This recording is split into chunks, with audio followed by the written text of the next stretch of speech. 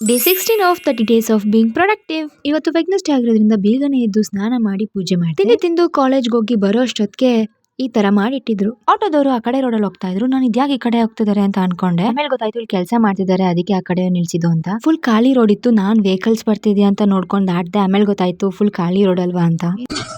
ಇನ್ನು ಸ್ವಲ್ಪ ವರ್ಷ ಆದ್ಮೇಲೆ ನೆನಪಾಗುತ್ತೆ ಸರ್ಕಾರಕ್ಕೆ ಪೈಪೇ ಹಾಕಿಲ್ಲ ಅಂತ. ಮತ್ತೆ ಆಗಿದ್ದಾರೆ. ಆಮೇಲೆ ಗೊತ್ತಾಗುತ್ತೆ ರೋಡೆಲ್ಲ ಕಿತ್ತೋಗಿದೆ, ಟಾರ್ ಹಾಕ್ಬೇಕು ಅಂತ. ಆಮೇಲೆ ಗೊತ್ತಾಗುತ್ತೆ ಮತ್ತೆ ಪೈಪ್ ಹಾಕಿಲ್ಲ ಅಂತ. ಮತ್ತೆ ಗುಂಡಿ ತೆಗಿತಾರೆ ಅಂತ. ಆಫ್ಟರ್ ಅ ಲಾಂಗ್ ಟೈಮ್ ನಾನು ಇವತ್ತು ಪೆಪ್ಸಿ ಕುಡ್ದೆ. ತುಂಬಾ ಖುಷಿ ಆಯ್ತು. ಹಂಗೆ ಯಾವ್ದೋ ಸ್ಟೋನ್ ಸಿಕ್ತು. ಸೊ ಹಂಗಾಗಿ ಅದು ಕ್ರಿಸ್ಟಲ್ ಅಂತ ಹೇಳಿ ಫುಲ್ ಕ್ಲೀನ್ ಮಾಡ್ತಾ ಇದ್ಲು.